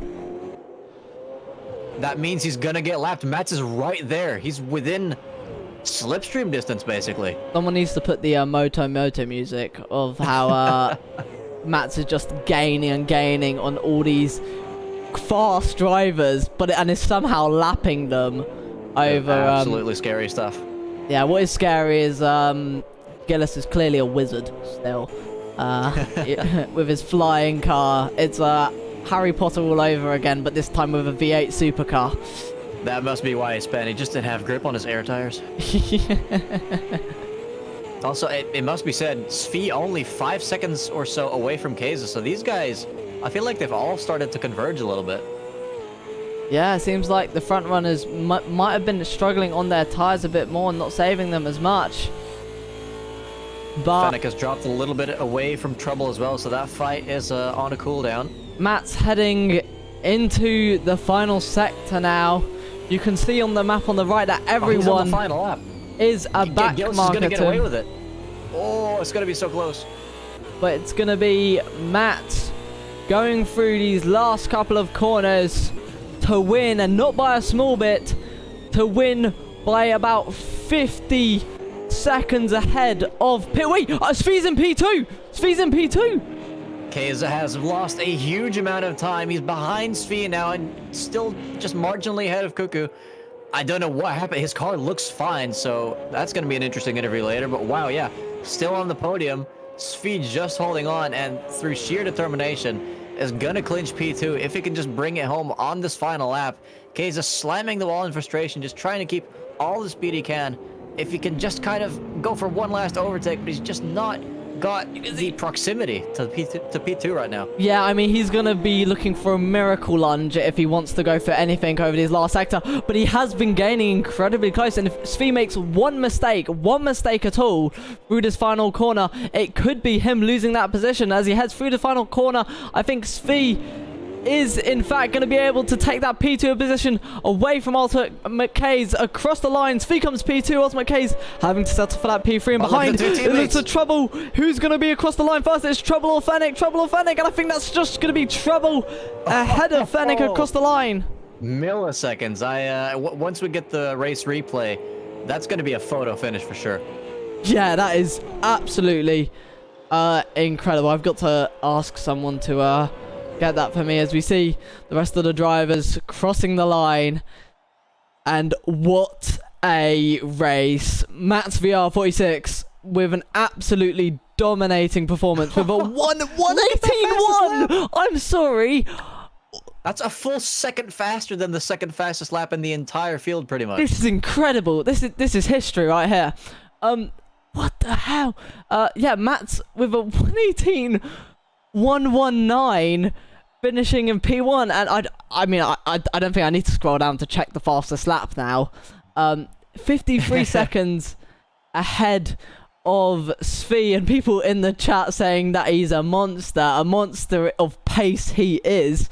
Ultimate K's in P3, fortunately might have made a mistake as well as Cuckoo, who could have in fact potentially got a P2 if not for that mistake of their own. Max as well getting P5, Richie P6, Gillis in P7, Eddie P8, Escher P9, Trouble P10, Fennec in P12, Jed in P13, Trix at P14, Ticklish at P15, Dina in P16, and Ellie in P17. But yeah, I mean, a lot of incidents has happened tonight. Not enough to cause a safety car, I will mention, but enough that I wouldn't be surprised we will see quite a bit of tickets. So as much as this is where they finished on track, we might be seeing some different results on Thursday. And just to emphasize real quick, the magnitude of what Mash just did. For one, he finished almost a full minute ahead of P2. The top four, aside from Matt's, really, really close to each other, so that was a exciting conclusion there. But Matt's lapped the driver with the third fastest lap, and he finished pretty much like 1 second behind on track with a whole lap difference of the guy who set the second fastest lap, which is Gillish. So that just shows how consistent he's been as well, because these other guys, I mean, sure, they're 1 second off, but these guys have been faster than the rest of the field as well, and they're in P7 and P8, so pace is definitely not everything. You got to be consistent. Yeah, as Ultimate Case is just subscribed saying, tried to push for the fastest lap, and no, and due to that he lost that P2. But yeah, that's high risk, low reward there. And Svi's just been scammed out of 1,500 in his money. Has the bet been Oh, I do need to. I will bring in. Let's bring in, because the interview booth is slowly getting bigger and bigger. So let's bring in our first. We got a choice between Escher, Cuckoo, and Trouble. So I'll let you pick out of these first three. Let's see. Escher, Cuckoo, and Trouble. Let's go ahead and bring in Cuckoo, because they were very much involved in that fight for the podium. Cuckoo, welcome. That was a pretty impressive performance, but also heartbreaking in the end. How do you feel? Oh, I'm really annoyed with myself. Yeah, really annoyed with myself, but yeah, mixed emotions, really. So we caught quite a bit of your fight with Richie. It seemed like that was going to last forever until the pit stops, and defending everywhere you could and doing so very successfully. We thought Richie might pull ahead with the undercut, but you ended up making the overcut work, and your pace towards the end of the race was really quite something. Where did you find that pace? I don't know. It sort of lines up with what I was doing in practice, really, but I just sort of had some clear air when I knew how the car would behave. I was on the fresh tyres, was like, okay, we push, and then I realised that actually, after a few laps, I was sort of catching up to Svi, so I thought, let's go a bit more, see if I can't catch him. And can you describe to us what exactly happened in that moment where you had that heartbreaking spin? Oh, I just missed my braking point slightly, broke too late, and then you think trying not to crash into him. Yeah, do you think you might have slightly copied Svi there, because his back end was also pretty loose in that corner on that lap? I don't think I copied him. I think I was half looking at the move and just overcooked the brakes, really. Just missed my braking point, and yeah, spun out, which is even more annoying because obviously K's lost it afterwards as well, so I could have been past K's as well. Yeah, that could have very much been a P2, but hey, on the bright side of things, at least you're not the only one who span at the end. Yeah, I mean, upsides, much more pace this time. I genuinely caught third place on pace. It wasn't some kind of lucky hand-me-out that I got, so... Yeah, absolutely. I mean, the race went pretty perfectly for you until that point. Yeah, I think I can be pleased with that. Obviously, great battles with Richie as well, and Svi, both the highlights there. And, I mean... We did catch you and Richie close to each other on multiple occasions, but usually didn't stick around too much because overtake did not look very likely there. Did he ever go for any sort of lunges or maybe try to move around the outside, or was he pretty well behaved back there? He went for a couple lunges, yeah, and then there were a few corners where he tried different lines, but it didn't quite work out for him, and then obviously I was wise to what he was trying after that, so I knew sort of how to cover it off, and To be honest, I didn't really worry about him too much. I sort of there were only a few corners that I was really genuinely worried about the overtake happening, and I sort of had a pretty good feel for how close he'd have to be in my mirrors to sort of make that happen. Mm-hmm. So most of the time, I sort of knew I would be okay if I just kept it clean. And how much practice did you get for this one? Because it's a fairly tricky track, new for some as well. And yeah, as you mentioned, you absolutely smashed it with that pace. I did a fair amount of practice, mostly setup work, and I sort of switched displays right in the middle as well, because I did my first batch of practice on my monitor, and then I've actually switched back to VR now. So the rest of my practice in the race was in VR. So I think that helped me sort of use more of the track myself. As it's more comfortable getting closer to the edges with that sort of depth perception. Yeah, it definitely sounds like that's a pretty good help, especially when the edge of the track is so important. I mean, with these really huge curbs, it's bigger than on most other tracks. Yeah, no, just yeah, lots of throttle control, lots of just being careful out the corners, really, and just really went for it. But yeah, small mistake right at the end. That's sort of pretty much the only foot I put wrong, aside from going slightly deep in a couple of corners. Well, so I'm a bit annoyed, but also at the same time, good performance. I'm very pleased with how that went, really. And I'm hoping I can make good on that potential in one of the other races. I mean, in the end, you're one of the few drivers that beat Gillish fair and square in that race as well. So congrats on that. And Nismo, unless you have any more questions. No, except for you're not. You're also one of the few drivers to sadly receive a commentator's curse this evening. From none other than myself. So apologizing. What did you say? I may or may not have mentioned you gaining onto the back of Svi when you spun. Unbelievable. I'm now.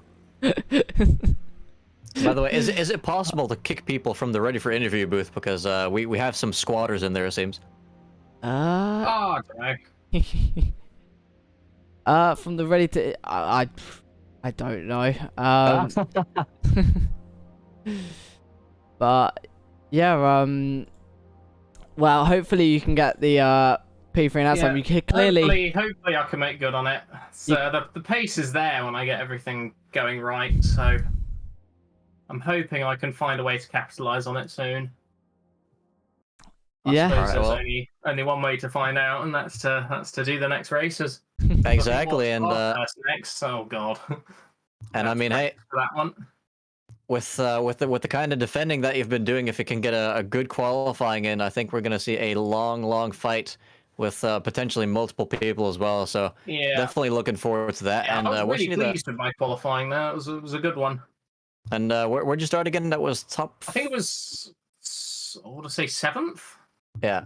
I think I was 4th at one point, but yeah, I was very pleased with that. I feel like I sort of maximised it. I didn't really have much more than that.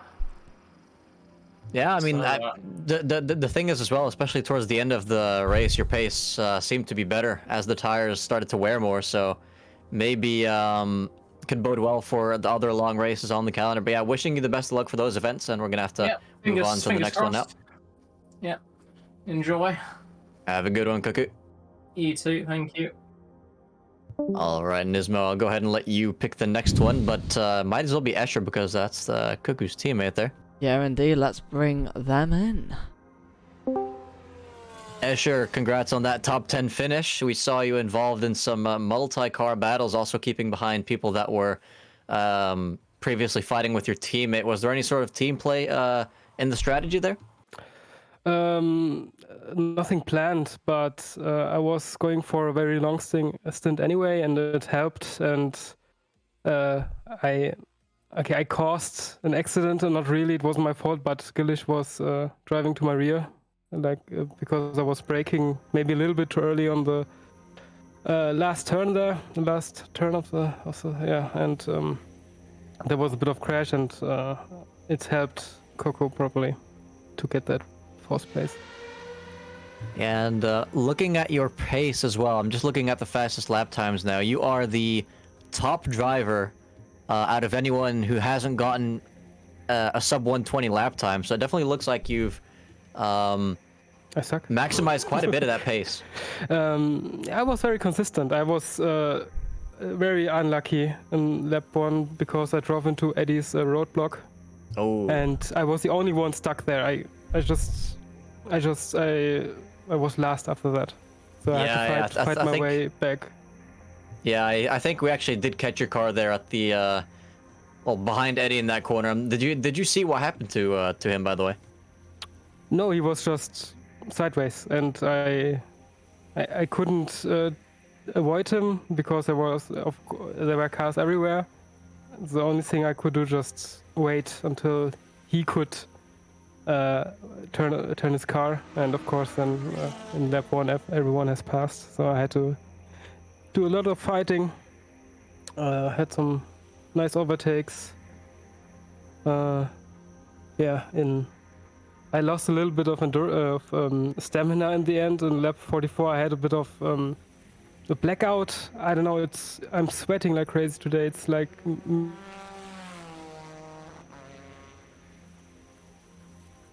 I just completely dozed off. I don't know. I was the last 4 laps I just tried to survive. Oh, so yeah, that definitely hope you feel a bit better maybe after getting a drink after this race. But you did really well results-wise, and you finished ahead of quite a few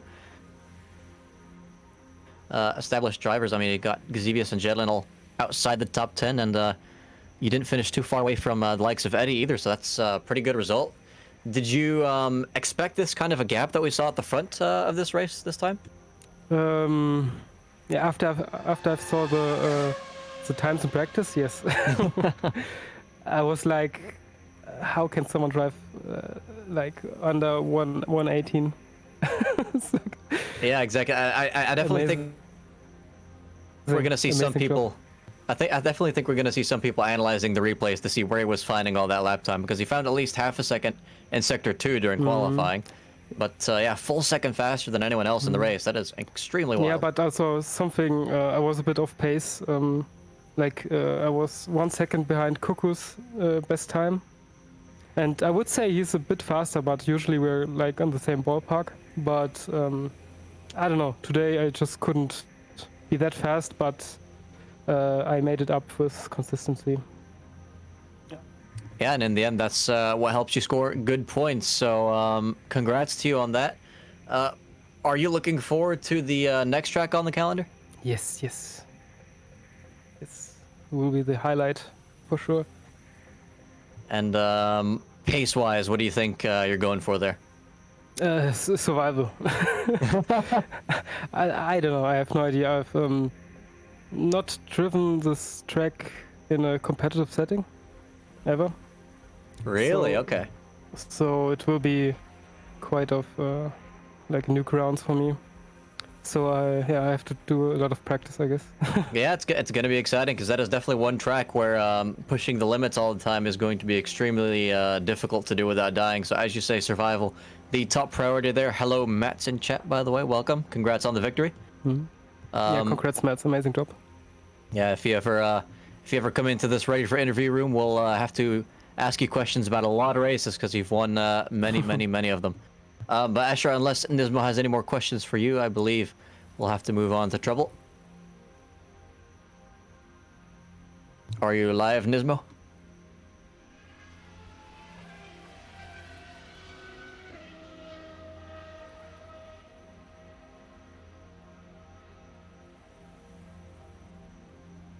Yes. Yes.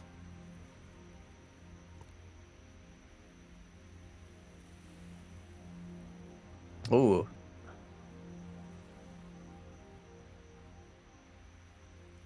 Well, I just asked you if you had any more questions for Asher, because otherwise we're going to move on to Trouble.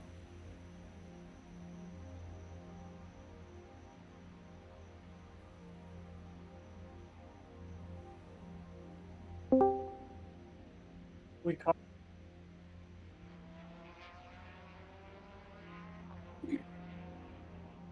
Nismo, we can't hear you.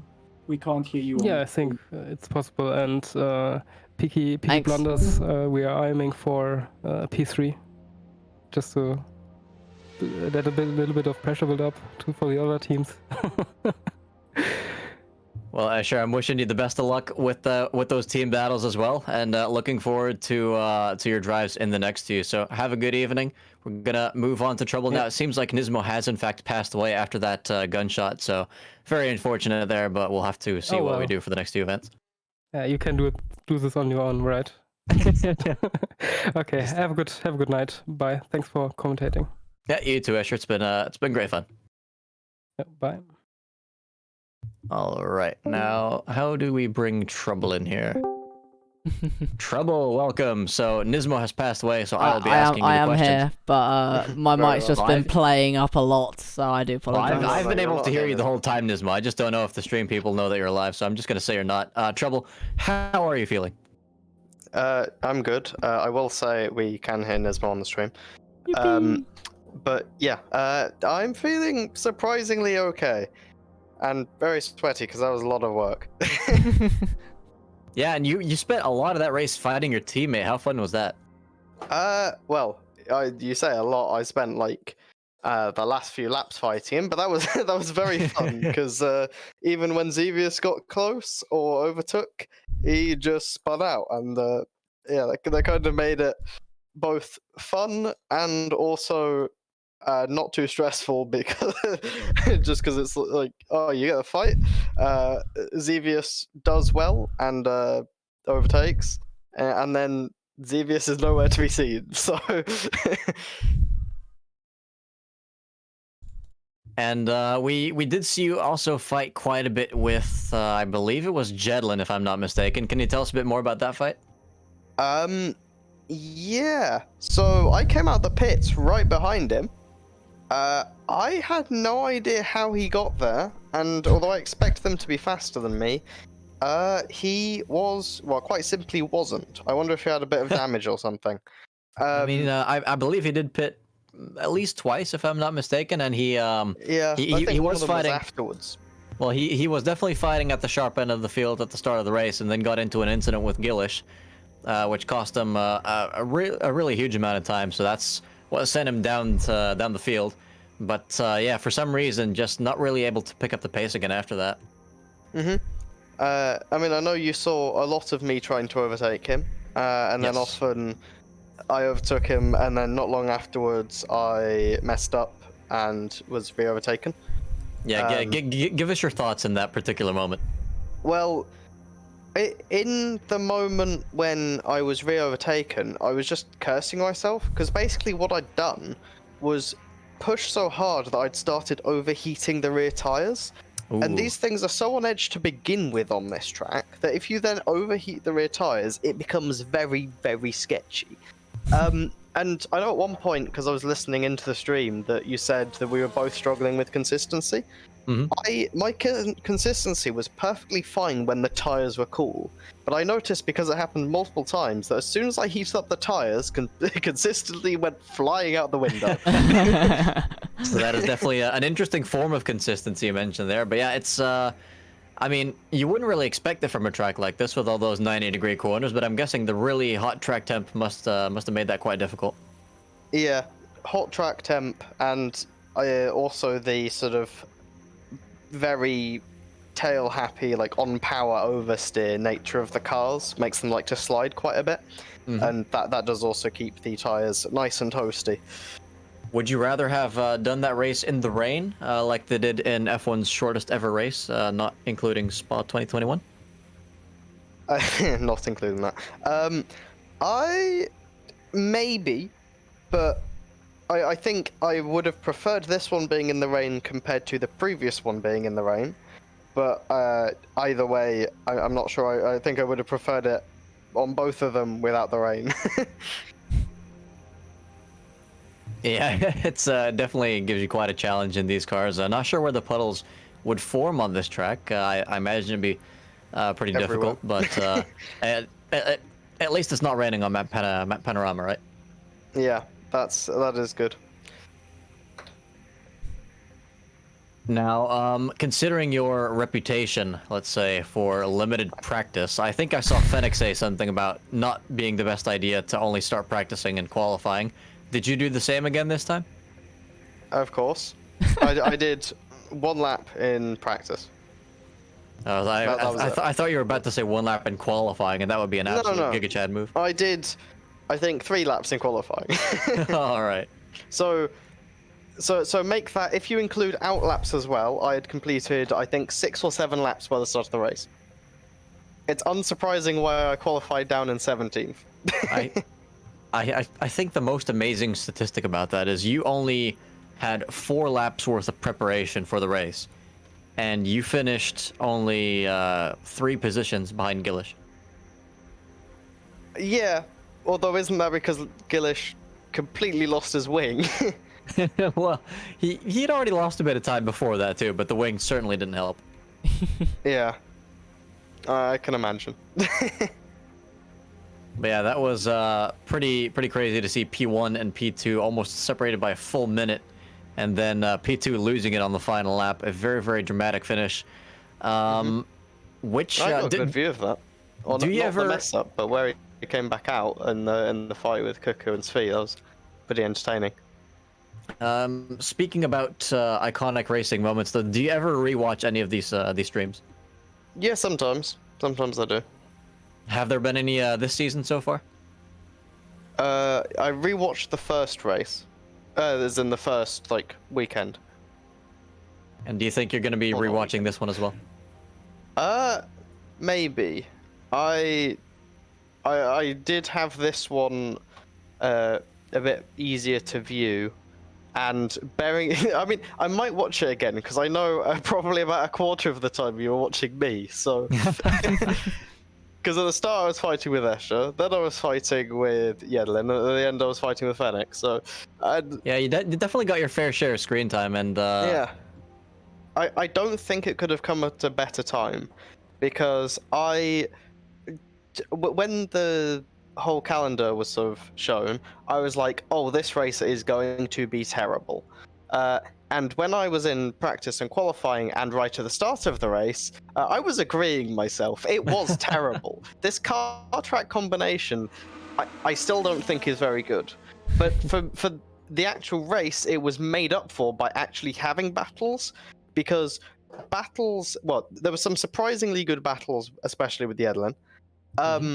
But any battle is better than a better track or better combination just for driving on your own, but with no battles at all. Oh, absolutely, and I think the one of fighting just makes it much more enjoyable. No, and that's the whole core of racing. I mean, I think one of the reasons that this track car combo worked so well is because it's harder to find the limit around here, and when it's harder to find the limit, you're going to have more people overstepping the limit, more people driving short of the limit, and that's just going to lead to more people staying clumped together in groups, and that just leads to overtakes and crashes and all sorts of stuff happening. So, which at the end of the day was how I ended up in 10th, starting 17th, because I definitely didn't have the best pace, but it was enough to be in there with the middle pack, and just if someone else messes up, you can mess up as well, just don't do it as badly. Yeah, exactly. And I mean, I did see, for instance, Ticklish, who finished in P50, and at some point he was up in P14, having started completely from the back. Race. So what? Yeah, that was right at the start of the race, more or less.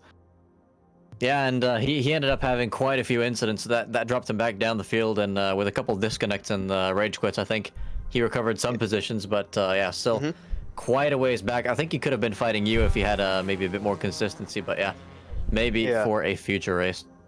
Well, it's interesting that he actually managed to get that high, because at the start, well, I said that I started 17th, the race. I didn't. Ooh. I started, I think, technically 18th or 19th, because I think someone messed up the start procedure slightly, so the odd numbers from a certain point were ahead. So TP, who was supposed to start just behind me, started ahead of me and I think Fennec, through effectively no fault of his own, because whoever had caused the mismatch was further up ahead. So he was just up behind the car, effectively in normal formation as it would be, but it just meant that I was effectively had Ellie behind me, who I can't remember if they were 19th or 20th. So yeah. 1 or 2 positions lost, not sure how many, but yeah, if the starting procedure got screwed with, there's definitely going to be an investigation into that, I can guarantee it. But gonna be finishing off this interview now, and my final question for you, Trouble, is can you tell our viewers one racing fact? Well, I can tell you one racing fact and one other fact. The racing fact is make sure not to lock up your tires. I did that in the start. That did not go well. When I pitted, I learned from that. Which I guess also leads on to learning mid-race if you have to. And then the not racing fact is if the odds for the safety car prediction are 10 to 1, in that you can spend 200 NIS money and get 2,700 out of it, go for it, because that's what I did. And it was I was going to mention That's the that. exact same thing I did as well. I was gonna mention that technically I'm sitting with the two people who have completely mugged off Ultimate Case, Sphi, and Exevious. Yep. We're the real winners tonight. So No, but genuinely, it was hilarious because at first I only put 100 in, and I think I was the first one to bet on no safety car, and there was already like 3,000 or something on the safety car camp. Then I think you added 200, and they raised the stakes to 4,000. So I figured, okay, well, I'm not going to be letting someone else get 75% of the spoils here. I'm going 50-50, so I added another 100, and yeah, that paid off. Yeah, I mean, I added 200 when there was like 2,000 on the other side, and I was like, 20 to 1 seems like the odds are too good to be true. If I lose, I only lose 200. If I win, I gain a hell of a lot more. And clearly no one caught on to that because we're stinking rich. So. Well, the thing is as well, I knew that the odds weren't as skewed as they seemed with the betting because we never really have that much money being put into these bets to begin with, so I knew that the people who were betting for a safety car were just being incredibly ballsy. Yeah, they very much were. That is true. And unfortunately, the funny thing with that was that at the start of the race, there was like 3 incidents with 2 people apiece, but not enough to cause a safety car. So whoever those were, thanks for not causing a safety car. Divine intervention right there. But of course, that is the risk of going balls deep into these bets, is you may just lose them. Anyway, that is what we're gonna round off tonight's last interview with. Thanks for coming on, everyone. It's been a very, very good time watching you guys race and having almost safety car incidents, but just not there. Well, thanks for having me, and I will leave Nismo with the ominous fact that I have now won the ability to use 8 more hydrates. So thank you, and good night, and see you next week. yeah. Looking forward to those. All right. See ya. Have a good one. Of course, you're looking forward to them. You're the one who has the drink. Well, you're the one earning the money to buy the drink, so. But no, honestly, what a race tonight we've had. We've had we've had quite some big crashes here and there, but no safety car at all to both yourself and Trouble's happiness. But yeah, next week though is Bathurst, which is not going to be, it's going to be one single race, but it's not going to be 1 hour like this time. It's going to be 1.5 hours, which means it's going to be our feature race. So that one is going to be very, very interesting and very long indeed. And well, I'd be surprised if we don't get a safety car there because it's such a tight track and it's so intense. But I hope, well, we know that Mats has got some insane pace, especially around Adelaide. But I wonder, can he bring it next week to Bathurst? And yeah, we'll have to find out. But yeah, until next time, guys, it's been great commentating, and we'll hopefully see you next week for Bathurst. And yeah, until then, have a good night. Good night, everyone.